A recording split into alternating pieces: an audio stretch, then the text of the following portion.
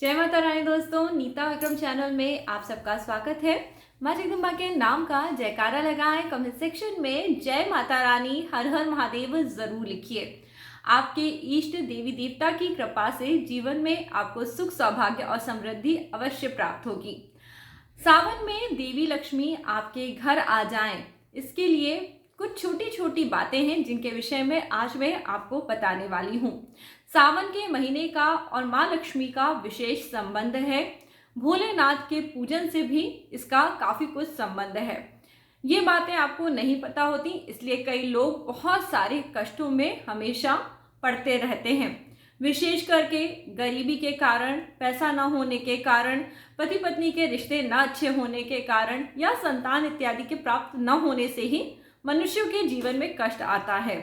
ये कुछ ऐसी बेसिक समस्याएं हैं जो आजकल 10 में से 8 परिवारों में देखने मिलती ही हैं।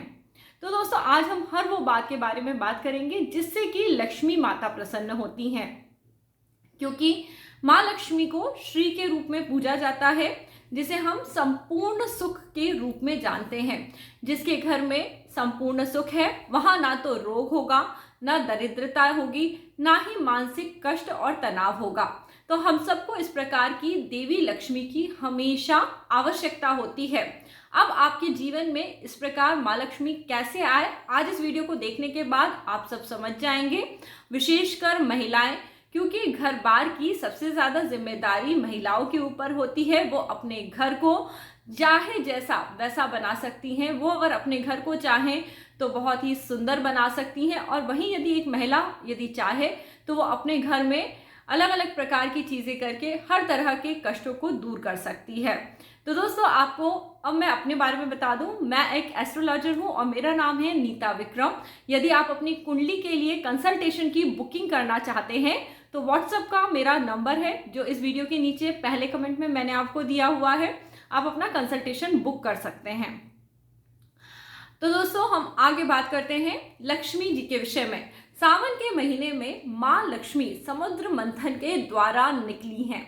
तो सावन के महीने में माँ लक्ष्मी आपके पास आए, इसके लिए आपको क्या करना चाहिए। अब आप समुद्र मंथन तो नहीं करेंगे, परंतु यहाँ पे समुद्र मंथन से बहुत ज्यादा अभिप्राय है आत्म मंथन करने का, पूजन करने का, अपने चित्त में शांति लाने का। हम सबकी कुंडली में जो 12 खाने होते हैं, वही 12 खाने हम में से कुछ लोगों को धन देते हैं, अमीर बनाते हैं, और इसके विपरीत कुछ लोगों को धन नहीं देते हैं, उन्हें गरीब बना के रखते हैं। तो इसमें आपकी किस्मत किसी से कमजोर है, हम ऐसा नहीं कह सकते। हमारे कर्म ही कई बार इतने विपरीत होते हैं कि धन, लक्ष्मी, श्री आने की बजाय ये सब चीजें हमसे दूर होती जाती हैं। तो ऐसे में जो लोग इस समय पे सावन के महीने में आत्म मंथन करते हैं और सोचते हैं कि उनके जीवन में धन कैसे आए, तो उनके जीवन में धन जरूर आता है। उनके विचारों की शुद्धि के द्वारा उन्हें वो रास्ते पता पड़ जाते हैं कि उनके जीवन में धन कैसे आए। माँ लक्ष्मी एक समय भगवान इंद्र के पास पहुंची और बोली कि अब मैं पृथ्वी लोक में बिल्कुल नहीं रहना चाहती हूँ। दोस्तों, पृथ्वी लोक में ऐसा कहा जाता है कि असुर और दैत्यों का वास होता है। एक समय पे माँ लक्ष्मी हमेशा असुरों के घर में या दैत्यों के घरों में वास करती थीं। तो उन्होंने बोला, इंद्र जी ने पूछा कि अरे ऐसा कैसे हो गया कि अब आप बिल्कुल असुरों के घर नहीं रहना चाहती, दैत्यों के घर नहीं रहना चाहती हैं। तो उन्होंने इसका जो विशेष कारण पुराणों में बताया है वो अब मैं आपको बता रही हूँ। जिस घर में भी स्त्रियां बासी खाने का बहुत अधिक प्रयोग करती हैं, घर के लोगों को नियमित रूप से बासा भोजन कराती हैं, आलस्य करती हैं, घर के कार्य समय पे नहीं करती हैं, घर में बहुत ज़्यादा झगड़ा होता है, बहुत ज़्यादा टेंशन तनाव होता है, वहाँ से लक्ष्मी माता चली जाती हैं। अब देखिए, कुछ कार्य हमेशा सामाजिक रूप से विभाजित रहे हैं, तो उस तरह से स्त्रियों पे घर के कार्यों की जिम्मेदारी ज़्यादा होती है। परंतु समय परिवेश बदल गया है, बहुत सारी महिलाएं अब बाहर का कार्य करती हैं, ऑफिस जाती हैं। तो ऐसे में आप सबको एक दूसरी बात का भी ध्यान रखना चाहिए। यत्र नारी पूजते तत्र देवता रमते, यानी नारियों का पूजन करने से ज़्यादा आपको उनकी मदद करनी चाहिए।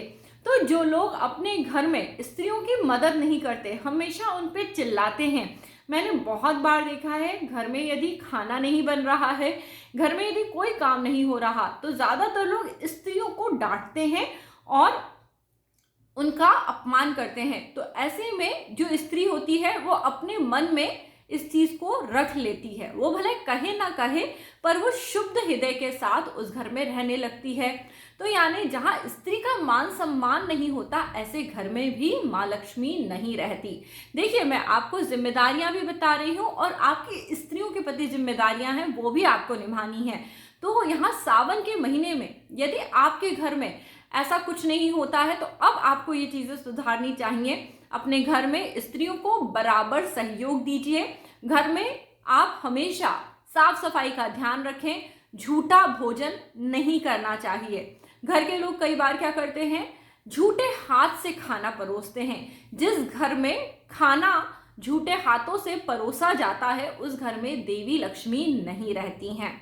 आप अपने घर में जब सुबह उठते हैं तो घर के सभी लोग बिना नहाए कई बार भोजन या नाश्ता करने बैठ जाते हैं।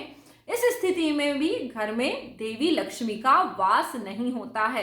तो घर के लोगों को कुछ बेसिक नियम हमेशा बनाने चाहिए जिससे कि माँ लक्ष्मी आपके घर में सदैव टिकी रहें। जिस घर में सूर्य देवता का पूजन नहीं होता उस घर के लोगों को मान सम्मान की प्राप्ति नहीं होती। घर के लोगों का मान सम्मान क्षीण होने लगता है और माँ लक्ष्मी की कृपा भी नहीं होती। तो हमेशा ध्यान रहे, घर के जो बड़े लोग हैं जैसे माता पिता, कम से कम घर के बड़े लोगों को हमेशा सूर्य देव का पूजन जरूर करना चाहिए। और बच्चों को भी माता को ये संस्कार देने चाहिए कि देवी देवता का पूजन क्यों करना है। मैंने कई बार ऐसा देखा है, लोग बाग सिर्फ बच्चों को ये सिखाते हैं भगवान का पूजन करो और उनसे मांगो कि वो आपको बुद्धि दें, आप भगवान से ये मांगो वो मांगो। इसके बजाय आपको बच्चों से बताना चाहिए कि हमारे अंदर समर्पण की भावना होनी चाहिए, श्रद्धा के भाव होने चाहिए। जिस घर के बच्चे श्रद्धा के साथ, समर्पण भावना के साथ देवता का पूजन करना सीख जाते हैं उस घर में माँ लक्ष्मी दीर्घ काल तक वास करती हैं, क्योंकि ऐसे बच्चे माता पिता के लिए आज्ञाकारी बच्चे होते हैं। आपको हमेशा कुछ विशेष बातों का ध्यान रखना चाहिए। घर के बड़े बूढ़े हों चाहे घर के जवान लोग हों, बच्चों के सामने आप जो व्यवहार करते हैं वही बच्चे आपके लिए रिपीट करते हैं।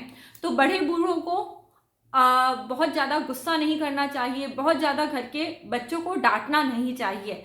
और बच्चों को, यानी जो युवा अवस्था के बच्चे हैं, उन्हें अपने बड़े बूढ़ों की बातों का अनुसरण करना चाहिए। तो ये दोनों चीज़ें दोनों तरफ के पक्षों के लोगों को समझनी चाहिए। और अगर आप में से कोई एक जन नहीं समझ रहा है तो कम से कम यदि जो लोग ये वीडियो देख रहे हैं उनसे मैं उम्मीद करती हूँ कि वो अपने घर में पॉजिटिविटी लाने के लिए अपने तरफ की कोशिश करेंगे। क्योंकि अक्सर मेरे पास बहुत सारे लोग ये शिकायत लेके आते हैं और बोलते हैं सामने वाले ने ऐसा नहीं करा इसलिए मेरा व्यवहार ऐसा है। तो हमें अपनी आत्म उन्नति के लिए और अपनी तरक्की के लिए दूसरों को नहीं बदलना है, हमें खुद को बदलना है। तो हमेशा इस बात का आप ध्यान दें कि आप दूसरों के साथ न्यायोचित और अच्छा व्यवहार करें। जब आप ये करेंगे तो लक्ष्मी माता आपके घर में खिंची चली आएंगी। अब लक्ष्मी माता आपके घर में एक और कार्य करने से आती हैं, घर में समुद्र का जल लाने से, क्योंकि माता लक्ष्मी समुद्र मंथन से निकली हैं। जिस घर में समुद्र का जल रखा होता है उस घर में सदैव देवी लक्ष्मी वास करती हैं। और साथ ही साथ जिस घर में देवी लक्ष्मी के निमित्त दिए जलाए जाते हैं, माँ लक्ष्मी को ज्योति दीपक बहुत पसंद है। आप सबने देखा है दिवाली पे हम कितने दिए जलाते हैं। तो आप सबको भी प्रतिदिन अपने घर में सुबह के समय सूर्य देवता जब निकल आते हैं तो मंदिर में दीपक जलाना चाहिए। और जब शाम का समय हो, जिस समय पे आप सूर्य देवता छुप रहे हैं, उस समय पे यदि दीपक जलाते हैं तो घर में देवी लक्ष्मी हमेशा वास करती हैं। अब देवी लक्ष्मी और शिव जी के लिए क्या संबंध है, तो आपको हमेशा जो बेलपत्री होती है, सोमवार के दिन बेलपत्री के पेड़ के नीचे जिस घर में धन की कमी हो वो लोग जाए दीपक जलाएं। और यदि आपको कोई अच्छे योग्य ब्राह्मण मिल जाए तो उन्हें बेलपत्री के नीचे, पेड़ के नीचे बैठाल के आप भोजन में खीर का भोजन कराएं। तो आपके घर की जो दरिद्रता है वो दूर होने लगती है। इस उपाय में देखिए 3-4 चीजें मिली हुई हैं। ब्राह्मण देवता यानी साक्षात गुरु ग्रह, और जब बेलपत्री का पेड़ है तो यानी वहां लक्ष्मी भी हैं। तो आप जब इस प्रकार से उन्हें मीठा भोजन कराएंगे, यानी आप उनको बहुत अच्छा चंद्रमा, उनके मानसिक स्थिति को आप यदि खुश कर देंगे तो माँ लक्ष्मी वहाँ पे खुश हो जाएंगी और आपके घर में धन बढ़ने लगेगा।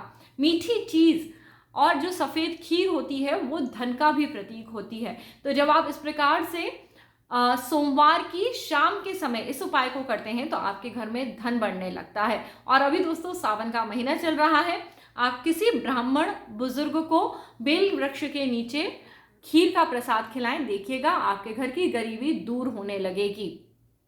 इसके अलावा जो छोटे छोटे उपाय मैंने बताए हैं उनका आप ध्यान रखें, देखिएगा माँ लक्ष्मी आप पे अत्यधिक प्रसन्न होंगी और आपके घर में जो भी दुख कष्ट चल रहा है वो भी दूर होने लगेगा। और अपनी आदतों में थोड़ा थोड़ा करके परिवर्तन लाएं, सुधार करें, तभी तो जब हम बदलने लगते हैं, हम थोड़ा परिवर्तित होते हैं तो हमारे आसपास की चीज़ें बहुत सारा परिवर्तन देने लगती हैं। जाते जाते एक और बहुत छोटा सा टिप, जब भी आप सुबह के समय उठें तो हमेशा देवी लक्ष्मी को धन्यवाद करें।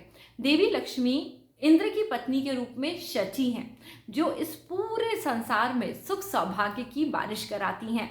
क्योंकि ये बारिश का महीना चल रहा है इसलिए देवी शची तब तक कभी किसी पे प्रसन्न नहीं होती जब तक कोई उनका आभार नहीं मानता। जब देवता या इंद्र भी देवी शची का आभार नहीं मानते तो वो हार जाते हैं। यदि आप चाहते हैं आप लक्ष्मी प्राप्त करें, आप जीत जाए, तो हमेशा धन्यवाद दें। आपके पास जो कुछ भी है, जो भी धन धान्य सौभाग्य है, उसके लिए हमेशा भगवान को हाथ जोड़ के धन्यवाद दें और अपने कर्मों के प्रति जागृत रहिए। आपके जीवन में सफलता जरूर आएगी। आत्ममंथन चिंतन जरूर करिए, क्योंकि सावन के महीने में करा हुआ चिंतन आपके भाग्य को बदल सकता है। तो दोस्तों यदि आज का वीडियो आपको अच्छा लगा है तो इसे अपने परिवार मित्रों के साथ अधिक से अधिक शेयर करिए। और नीता विक्रम चैनल से जुड़े रहने के लिए आप सबको कोटि कोटि कोटि धन्यवाद। इसी प्रकार के और वीडियोस देखने के लिए आप चैनल सब्सक्राइब करिए और मुझे मैसेज करिएगा। अगर आप कंसल्टेशन की बुकिंग करना चाहते हैं तो व्हाट्सएप नंबर पे व्हाट्सएप कर सकते हैं। जय माता रानी दोस्तों।